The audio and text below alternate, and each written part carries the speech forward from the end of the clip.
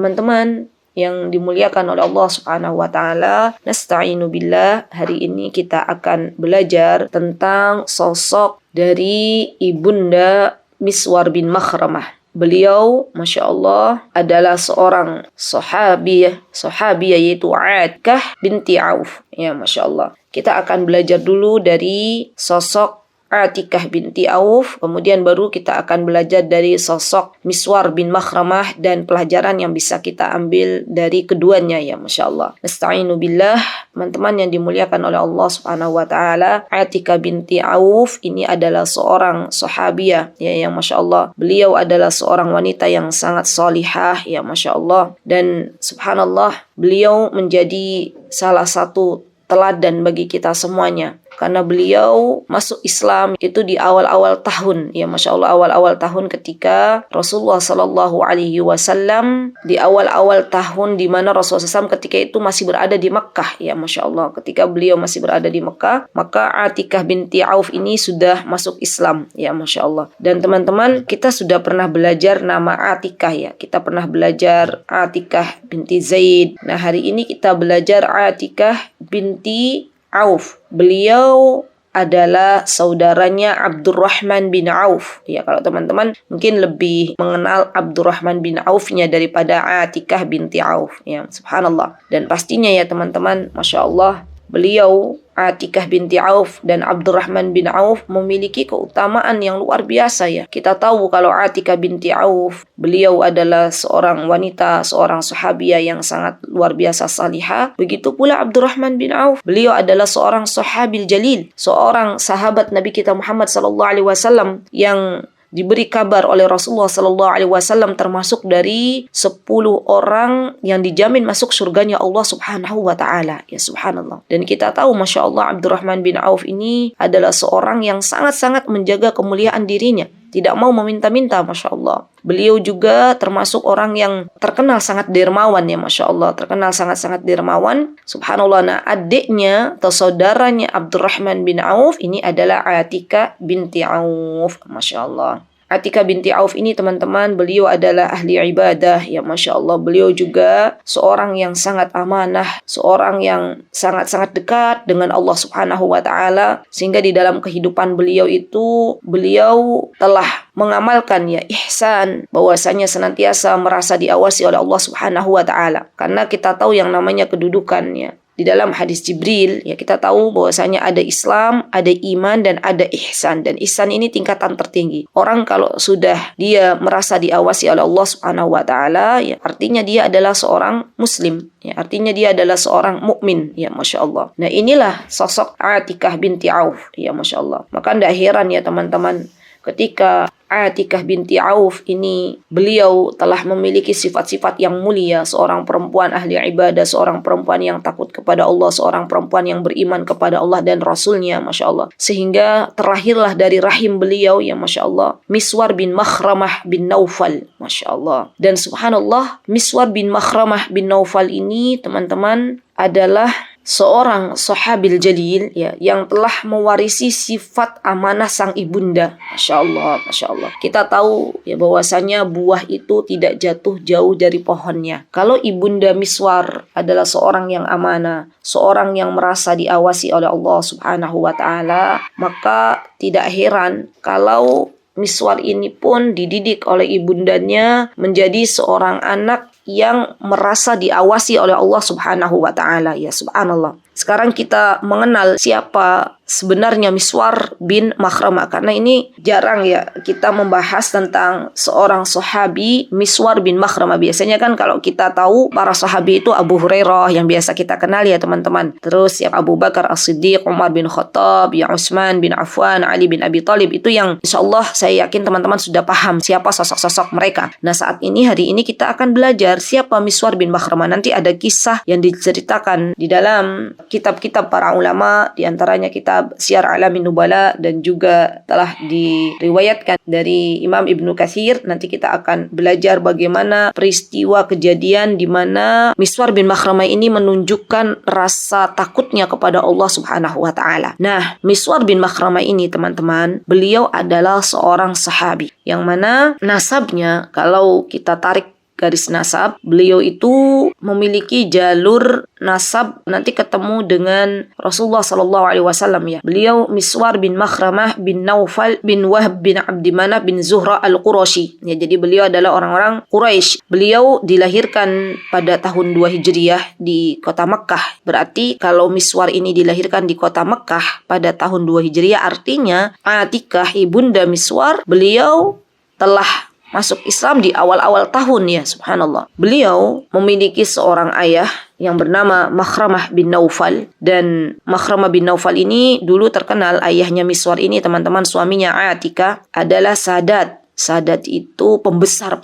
Sadat ini kalau dalam bahasa Indonesia Sadat ya tokoh-tokoh utama dari Bani Zuhra bin Kilab. Kemudian Miswar juga beliau memiliki kunyah Abu Abdurrahman. Subhanallah ya, para sahabi itu banyak sekali yang menamai anak-anak mereka itu dengan Abdurrahman, dengan Abdullah. Karena memang dua nama ini yang dicintai oleh Allah Subhanahu wa taala ya, Masya Allah. Maka tidak heran juga ketika saya masih belajar di sana di Yaman tuh juga banyak juga teman-teman yang kunyahnya itu Ummu Abdurrahman ya, Masya Allah. Karena memang nama Abdurrahman nama yang dicintai oleh Allah Subhanahu wa taala. Nah, kemudian teman-teman, Atikah bersama keluarganya beliau hijrah ke kota Madinah An-Nabawiyah pada tahun 8 Hijriah. Kemudian Miswar ini ya subhanallah berjumpa dengan Nabi kita Muhammad sallallahu alaihi wasallam waktu beliau masih kecil. Beliau juga subhanallah diberikan kesempatan oleh ibunda tercintanya untuk duduk ya bersama Nabi kita Muhammad sallallahu alaihi wasallam. Masya Allah. Nah, ini nih teman-teman, kerennya ibunda para tokoh teladan ini, mereka benar-benar mencarikan guru terbaik bagi anak-anaknya. Tidak ada guru terbaik di dunia ini ya, kecuali Nabi kita Muhammad SAW. Maka Miswar termasuk orang-orang yang didudukkan oleh ibunda tercintanya dengan Nabi kita Muhammad SAW. Sepeninggal Nabi kita Muhammad SAW, kemudian Miswar banyak ya belajar dari Umar bin Khattab. Masya Allah, banyak belajar dari beliau, Masya Allah. Dan ketika terjadinya futuhat, ya futuhat itu banyak sekali daerah-daerah kekuasaan yang akhirnya direbut oleh kaum muslimin. Di antaranya beliau juga ikut berperang. Miswar ini, Masya Allah, di dalam peperangan Qadisiyah. Nah, ini ada cerita penting ketika Miswar ikut serta dalam peperangan Qadisiyah. Apa ceritanya? Diriwayatkan oleh Imam Ibnu Katsir ya kepada kita semuanya. Subhanallah, pada waktu perang Qadisiyah, ketika itu Miswar bin Makhramah bin Naufal ya, beliau mendapatkan teko, tempat minum ya. Dan ternyata tempat minum itu teman-teman, tekonya itu terbuat dari emas ya, terbuat dari emas. Maka ketika Miswar berjumpa dengan seorang Persia ya, seorang laki-laki dari Persia, Miswar itu ketika tahu orang Persia itu Miswar membawa teko yang terbuat dari emas, dan ketika itu teman-teman, Miswar menemukan teko ini tidak diketahui oleh orang lain kecuali Allah Subhanahu wa taala. Jadi tidak ada satupun yang tahu bahwasanya Miswar ini mendapatkan teko yang terbuat dari emas, bahkan berhiaskan permata. Hanya beliau dan Allah Subhanahu wa taala. Kemudian ketika beliau berjumpa dengan laki-laki Persia ini, laki-laki Persia ini menawar teko ini kepada Miswar dan akan membayar, berani dibeli sebanyak 10.000 dirham. Ya, Masya Allah. Maka coba lihat bagaimana sikap Miswar bin Makhramah yang dididik oleh ibunya sejak dini. Bagaimana rasa diawasi oleh Allah Subhanahu wa ta'ala. Maka Miswar pun ketika tahu bahwasanya teko yang ada di genggamannya itu adalah barang yang sangat berharga, Miswar tahu bahwasanya itu bukan haknya, tapi itu adalah sesuatu yang harus diserahkan kepada komandan perang waktu itu. Maka Miswar pun tidak mau dibayar dengan uang 10.000 dirham. Ya, Masya Allah. 10.000 dirham tuh uang yang sangat besar ya teman-teman. Tapi beliau tuh benar-benar amanah. Beliau tahu kalau itu bukan haknya. Walaupun misalnya Miswar bin Makhramah itu menjual kepada orang Persia, kan tidak ada yang tahu juga. Tapi subhanallah, didikan ibunya tuh melekat sampai beliau dewasa ya, Masya Allah. Miswar pun ketika tahu teko itu adalah barang yang sangat berharga, maka beliau tidak mau menjual kepada orang Persia itu. Bahkan beliau langsung menyerahkan teko itu kepada panglima pasukan kaum muslimin kala itu, yaitu Sa'ad bin Abi Waqqas. Masya Allah. Dan subhanallah, kemudian baru setelah Sa'ad bin Abi Waqqas ya menyerahkan teko tersebut kepada Miswar, ya sudah menjadi haknya Miswar, kan diserahkan dulu tuh pertamanya kepada Sa'ad bin Abi Waqqas, ya. Jujur dulu Miswar bahwasanya ini saya telah menemukan teko wahai komandan. Teko ini ternyata adalah barang berharga, karena tidak tahu waktu itu bahwasanya teko itu terbuat dari emas, ya. Maka Sa'ad bin Waqqas pun akhirnya mengembalikan lagi kepada Miswar, baru Miswar menjualnya kembali dengan harga 100.000 dirham. Ya, Masya Allah. Nah ini ya teman-teman, subhanallah, tidaklah ada seorang Miswar bin Makhramah yang sangat-sangat takut kepada Allah, yang memiliki sifat muraqabah, senantiasa diawasi oleh Allah Subhanahu wa taala, kecuali dia dididik oleh seorang ibu yang hebat, kecuali dia dididik oleh seorang ibu yang salihah. Ya, Masya Allah, Masya Allah. Nanti kita akan belajar ya bagaimana pentingnya sifat muraqabah, sifat merasa diawasi oleh Allah Subhanahu wa taala yang harus kita tanamkan kepada diri anak-anak kita. Kita selesaikan dulu kisah Miswar bin Makhram. Baik. Nah, beliau ya teman-teman, di antara futuhat atau di antara ma'rakah yang peperangan yang beliau pernah ikuti adalah Al-Qadisiyah, dan kita sudah mendengar bersama bagaimana Miswar bin Makhramah, beliau adalah seorang yang sangat amanah, ya, beliau tidak mau mengambil barang yang bukan miliknya, Masya Allah. Kemudian teman-teman yang dimuliakan oleh Allah Subhanahu wa taala, Miswar ini beliau meninggal ya di awal Rabiul Awal pada tahun 64 Hijriah. Ya, 64 Hijriah, dan beliau juga termasuk meriwayatkan beberapa hadis, ya. Nanti teman-teman akan menemukan kalau misalnya ada hadis dari Miswar bin Makhramah. Nanti teman-teman ingat siapa sih Miswar bin Makhramah. Masya Allah. Di subhanallah teman-teman ya, beliau itu adalah terkenal sebagai fuqaha as-sahabah, ya. Masya Allah, Masya Allah. Nah, itulah Miswar bin Makhramah yang kita telah dengar kisahnya, ya Masya Allah, berasal dari Bani Zuhra Al-Qurashi, subhanallah. Dan saatnya kita belajar mengambil mutiara hikmah dari kisah keduanya, ya Masya Allah, kisah Atikah binti Auf dan kisah Makhramah atau Miswar bin Makhramah. Jadi teman-teman, subhanallah, yang namanya pendidikan kepada anak kita itu dimulai dari mereka masih dini, ya Masya Allah. Walaupun mereka itu masih dini, tapi kita sudah boleh menanamkan dalam diri anak-anak kita bahwasanya Allah Subhanahu wa taala itu melihat anak kita, melihat diri kita, ya Masya Allah. Karena sifat muraqabah, kata Imam Ibnul Qayyim, adalah sifat yang selalu merasa diawasi oleh Allah Subhanahu wa taala. Dan ini merupakan asas bagi semua amalan hati, subhanallah. Orang kalau pengen ikhlas, orang kalau pengen tawakal, pengen cinta kepada Allah Subhanahu wa taala, semuanya diawali dengan muraqabatullah, Masya Allah. Bahkan Imam Ibnul Qayyim gak tanggung-tanggung beliau mengatakan sifat muraqabatullah ini merupakan tiang bagi semua amalan hati, Masya Allah, yang nanti akan melahirkan sifat khusyuk ya dalam menjalankan ibadah kepada Allah Subhanahu wa taala. Subhanallah. Allahu Akbar, ya teman-teman. Bahkan kita tahu bahwasanya sifat muraqabah ini dijelaskan oleh Rasulullah SAW, ya. Anta'budallaha ka'annaka tarah fa in lam takun tarahu fa innahu yarak.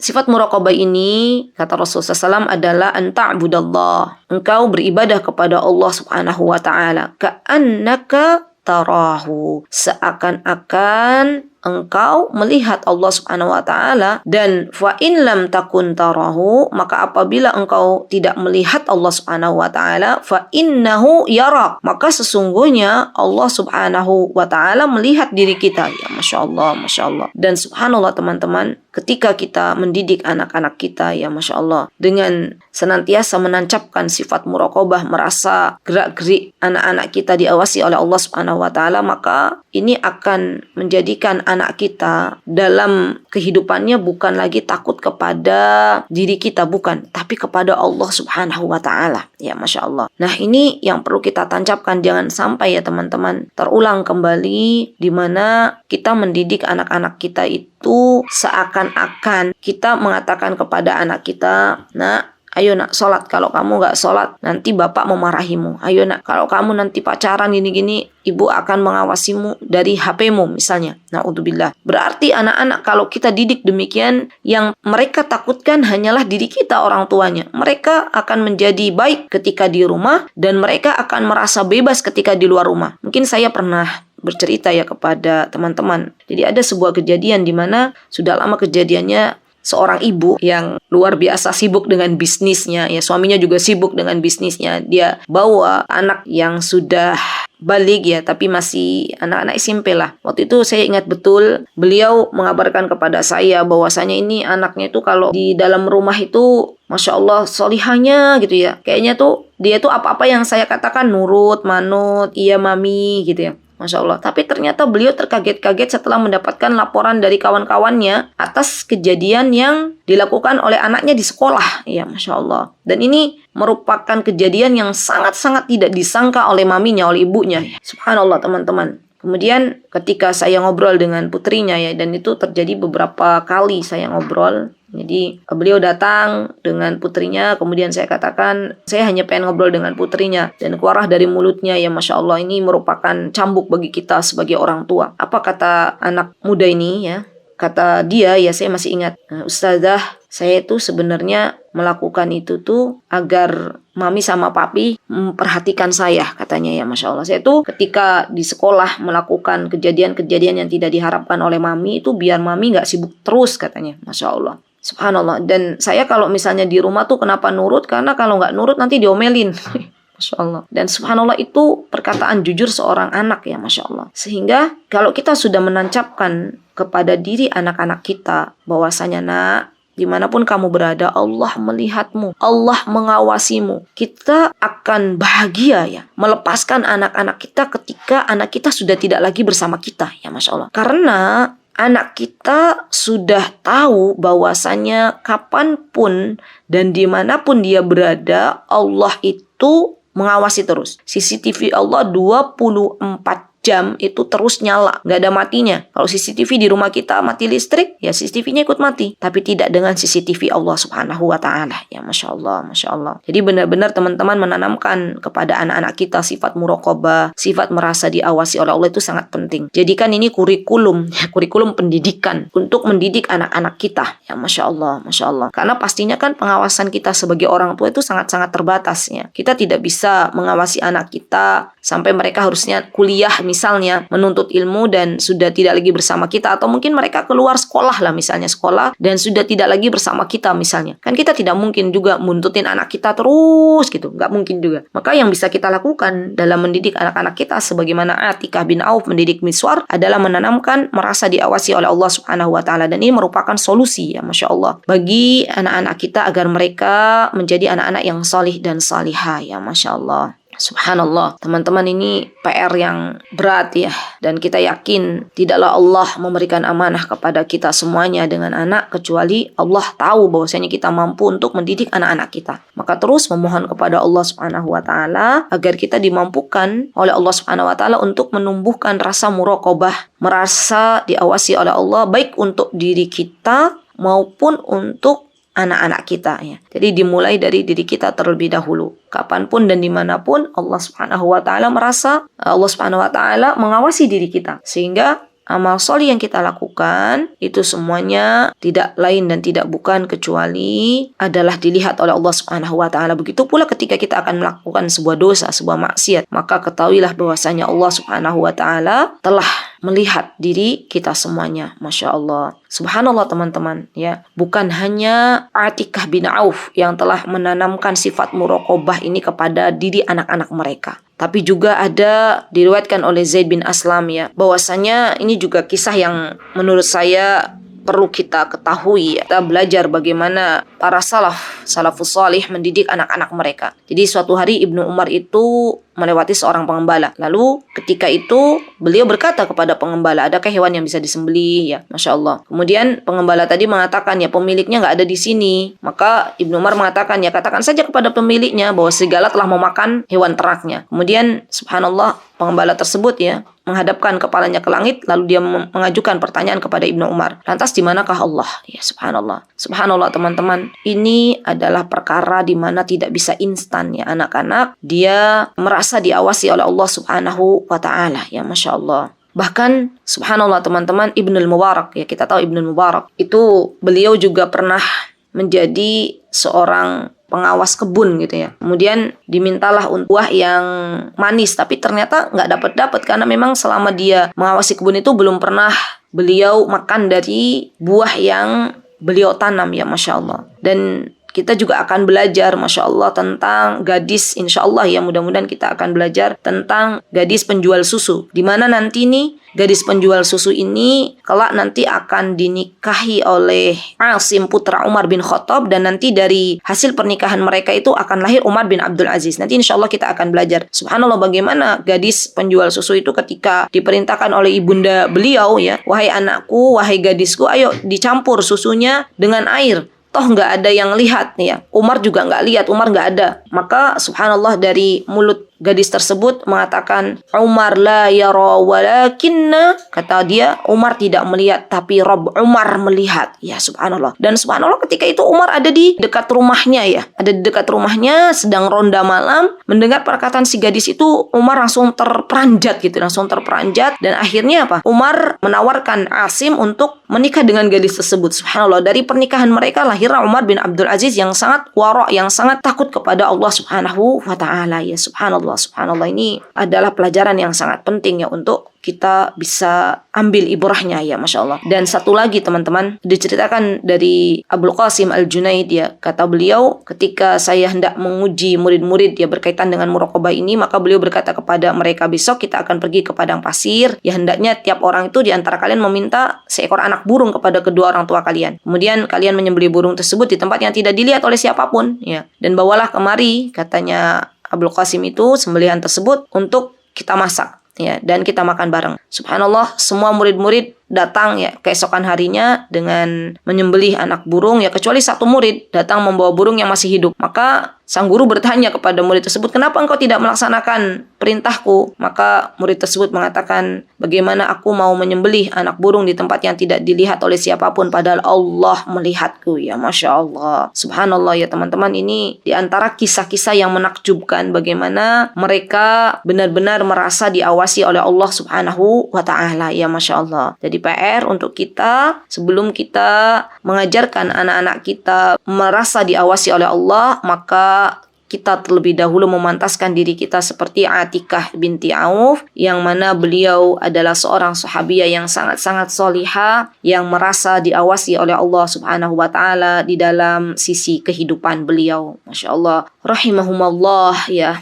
Kita mendoakan semoga Allah Subhanahu wa ta'ala merahmati Atikah binti Auf dan Miswar bin Makhramah ya, semoga Allah Subhanahu wa ta'ala kelak mempertemukan kita dengan keduanya, dan semoga kita juga bisa mendidik anak-anak kita sebagaimana Atikah binti Auf mendidik Miswar bin Makhramah. Baik, itu yang bisa saya sampaikan teman-teman di pagi hari yang mulia ini. Kesempurnaan pastinya milik Allah Subhanahu wa ta'ala, dan kekurangan milik saya pribadi. Saya mohon maaf yang sebesar-besarnya apabila ada kekurangan. Aqulu qawli hadza wa astaghfirullah li wa lakum wa akhiru da'wana alhamdulillahi rabbil alamin. Assalamualaikum warahmatullahi wabarakatuh.